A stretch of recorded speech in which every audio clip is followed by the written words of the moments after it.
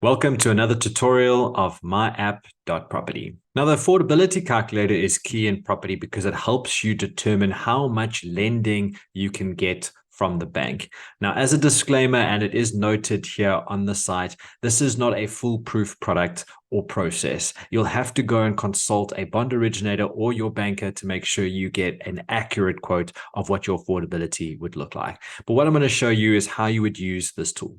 So you've got a couple of inputs here on the left-hand side, things like your gross monthly income, net monthly income, expenses, interest rate, and loan term. Once you add all of these inputs together and click calculate, it'll tell you what your disposable income is and what amount of loan you qualify for. So as an example, let's say that you earn a gross monthly income of 50,000, i.e. that's before you've paid taxes. After you've paid your taxes, your net is called 40,000. If your monthly expenses are 25,000 Rand, then your disposable income would be the difference between your net monthly income minus your expenses. So what it costs for you to live.